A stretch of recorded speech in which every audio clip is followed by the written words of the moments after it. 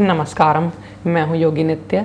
धनिया धनिया जो है, जिसको आप कोरिएंडर बोल देते हैं, वो बहुत ही लाभकारी है हमारे स्वास्थ्य के लिए। आयुर्वेद क्या कहता है धनिया के बारे में, इसके ऊपर आज हम थोड़ी सी चर्चा कर लेते हैं। हर एक जड़ी बूटी को एक एक बार ही हम मुश्किल से चर्चा कर पाते हैं, इतना ही समय मिल पाता है, क्योंकि हज़ारों जड़ी बूटियाँ हैं। फिर पता नहीं हम कभी उस जड़ी बूटी के बारे में चर्चा होए ना होए। तो अच्छी बात यही है कि जब भी जिसके ऊपर चर्चा की जाए तो थोड़ा अच्छे ढंग से खुल करके चर्चा की जाए, ताकि सब कंसेप्ट क्लियर हो जाए कि वो है क्या, दरअसल ये चीज़ क्या है। कोई भी चीज़ के ऊपर अगर हमें पूरी जानकारी हो उसकी कि क्या है, कैसे देनी, कैसे नहीं देनी, तो वो बड़ी एक कॉन्फिडेंस क्रिएट करती है हर इंसान के लिए। क्योंकि ज़िंदगी जब तक है, जीना है, तो ये छोटी छोटी चीज़ें, ये खाने पीने की, ये तो हर इंसान को यूज़ में आती ही रहेंगी और इनसे इलाज भी होते हैं। ये चीज़ें हमें पता होनी चाहिए। धनिया जो है घर में यूज़ होता है, आपको पता है। हरा धनिया भी यूज़ करते हैं, बीज वाला धनिया भी यूज़ करते हैं। लेकिन आयुर्वेद कहता है कि हरा धनिया ताज़ा प्रयोग करना चाहिए। अच्छी बात है, तोड़ करके एक दो दिन लोग रख लेते हैं, वो भी सही है। लेकिन सुखा करके ज़्यादा लंबा नहीं चलता है। सुखा करके पत्तेदार चीज़ें ज़्यादातर अगर पाउडर कर लेते हैं, जैसे मेथी का, इसका उसका, तो वो बहुत लंबी नहीं चलाई जा सकती। महीना भर के लिए आप रख भी लेते हैं उसको, कभी यूज़ कर लेते हैं खाने में, कि जहाँ नहीं मिलता वो तो अच्छा है। लेकिन लोग डीप फ्रीजर कर करके इसको रखते हैं और कितने कितने महीने वो पत्तेदार चीज़ें चलाते हैं। ये सही नहीं है। क्यों सही नहीं है फिर कभी चर्चा कर लेंगे। ये फिलहाल मैं बता दूं कि जो चीज़ फ्रेश मिलती है उसको क्यों ऐसे स्टोर करना। स्टोर करने की जो नौबत आ जाए तो फिर वो बीज प्रयोग होते हैं। बीज धनिए के, हालांकि धनिया ठंडा है लेकिन धनिया के बीज थोड़े से कम ठंडे हैं, यानी इसको ना ठंडा कहा जा सकता है ना गर्म, लेकिन सौम्य कहा जा सकता है धनिया के बीजों को।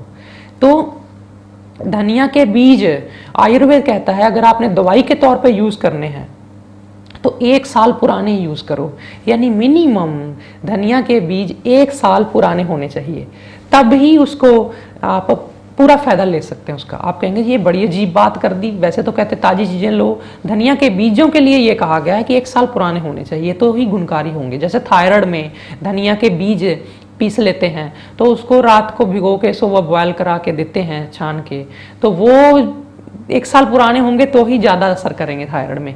इसी तरह धनिया के कई लाभ हैं। धनिया को समझ लो, पहले तो ये ठंडा है, हल्का है पचने में, और ठंडा है तो ये नहीं कि खांसी जुकाम वाले नहीं ले सकते। खांसी जुकाम दमा वालों के लिए भी सेफ है। क्यों? क्योंकि ये त्रिदोष नाशक है, त्रिदोष हर है। त्रिदोष यानी तीनों तरह के दोष, वात पित्त कफ, तीनों में ये सही है लिमिट में लिया जाए तो।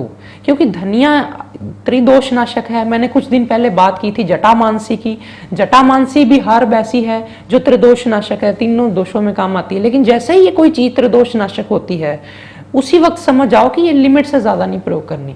इसका मतलब ये नहीं कि त्रिदोष नाशक है तो खूब खा लिया भर भर पेट और फिर कहा मैं ठीक हो गया, सारी बीमारियां खत्म हो गई, ऐसा नहीं होता। ये त्रिदोष नाशक है, लेकिन एक्सेस में यदि यूज करोगे तो ये धातु को, शारीरिक शक्ति को, जैसे पुरुषों की या महिलाओं की कोई भी शक्ति, शरीर की जो शक्ति है उसको खत्म करता है। आप बोलेंगे अभी तो फायदे बता रहे थे, अभी हमें डरा दिया। डरा नहीं रहा, चीज वही है, चीज सोना है, लेकिन हमें यूज ना करनी आए तो हमारे लिए मिट्टी है। हमने लिमिट में लेना है। हर सब्जी में डालो ऊपर से, अच्छी बात है। गरम तसीर की सब्जी बना रहे हो तब तो जरूर डालो, लेकिन ऐसा ना करो कि धनिया डाल लिया और फिर उसको फ्रिज में रख रहे हैं सब्जी को, फिर बार बार गर्म कर रहे हैं। हरा ताज़ा धनिया डाल करके उसी वक्त कंज्यूम कर लेना होता है, और ताज़े हरे धनिया को पकाना नहीं होता, वो तो वैसे ही पच चल जाएगा। तो ये चीज़ें हो गई। जब सूखे धनिया की बात आती है, सूखा धनिया उस जगह पे यूज़ होगा जहाँ हरा धनिया नहीं है। लेकिन कई जगह पे ऐसा होता है कि हरा धनिया सूट नहीं करता। हम देते हैं किसी व्यक्ति को बहुत ज़्यादा ठंडा, उसको यूटीआई में देना पड़ता है, जैसे यूरिनरी ट्रैक्ट इन्फेक्शन है, उसमें धनिया देने से धनिया कीटाणुओं से भी लड़ता है, तो धनिया देते हैं तो उससे उसका इन्फेक्शन ठीक हो जाती है। कई बार उससे दर्दें होनी शुरू हो जाती है, क्योंकि धनिया ठंडा ज़्यादा दिया तो ठंडा कर गया, टांगों में दर्दें कर गई। उस स्थिति में फिर धनिया के बीज पाउडर कर लेते हैं, आधा चम्मच बॉयल करते हैं, आधा से 1 चम्मच भी बॉयल कर लेते हैं। तो वो बॉयल करके उसको आधा रह जाए जब तो ठंडा होने देते हैं, फिर छान के फिर देते हैं। तो ये जो आधा पौना चम्मच धनिया का पाउडर बीजों का, अगर इसको बॉयल करके आधा रह जाने पे पानी, आधा गिलास रह गया तो वो आप ठंडा कर लें, उसको यदि पिलाया जाए तो वो थायराइड के लिए ठीक हो गया, बात फिर वही कि 1 साल पुराने बीज हो तो ज़्यादा लाभ करेंगे, ताज़े भी ले सकते हो लेकिन ज़्यादा लाभ करेंगे। और थायराइड में ला काम आ गया, किसी को उल्टी आ रही है, ऐसी कोई हाजत हो रही है एसिडिटी आदि की, तब उसमें मिश्री मिला के दे दो। किसी को एसिडिटी होगी तो भी उसमें लाभ कर जाएगा।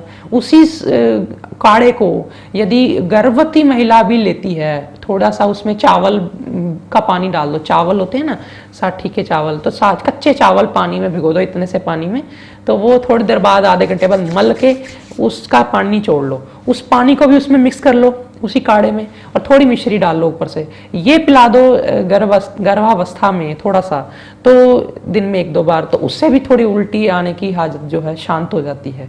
कितनी बातें हैं। ऐसे ही अगर दमा खांसी है, बच्चों को चाहे दमा खांसी, दवाई नहीं दे सकते, इसी काढ़े में आप थोड़ा सा उसमें शक्कर मिला दो, शक्कर मिला के थोड़ा थोड़ा 2-2 4-4 चम्मच सुबह शाम पिला दो, तो वो भी बड़ा अच्छा है, काम कर जाएगा। बड़ा व्यक्ति है तो आधा आधा गिलास पी ले।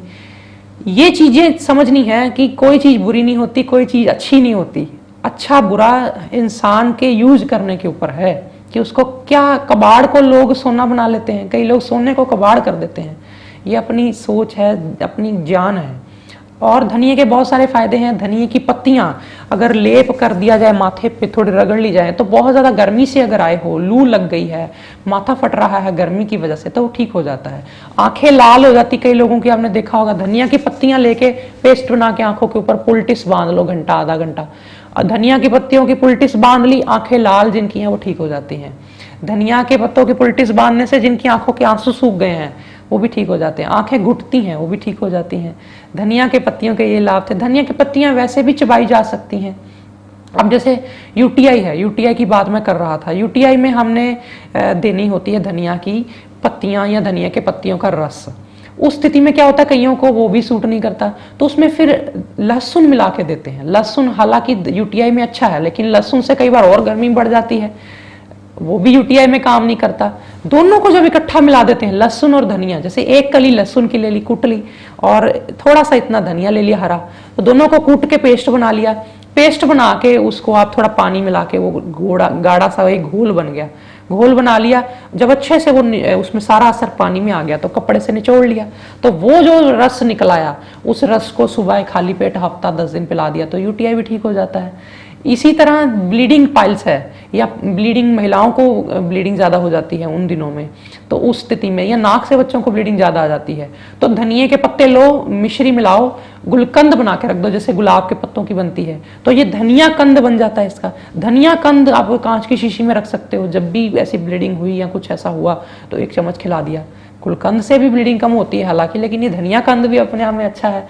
तो ये चीज़ समझनी है कि आप रेगुलर चाहे धनिया यूज़ करो डाइट में, लेकिन अगर लिमिट में होगा तो अच्छा है। लेकिन अगर किसी चीज़ के भी फायदे सुन करके उसको एक्सेस खाई जाओगे, अब थायराइड में एक टाइम देते हैं धनिया, तो वो सही है। 3 महीने दे के महीना बंद रखवाते हैं, महीना 1.5 महीना बंद रखवाते हैं। फिर अगर वो 2 टाइम ले जाए, या और मात्रा भी आधे पौने चम्मच से ज़्यादा ही डाली जाए, तो वो और भी गलत हो जाएगा ना। तो ये चीज़ें समझनी है कि हमने कैसे यूज़ करना है, बेनिफिट सीखो, प्रिकॉशन सीखो हर चीज़ के, और फिर उसको यूज़ करो ताकि हमें फ़ायदा हो, नुकसान नहीं। आज फिलहाल इतना ही। नमस्कारम।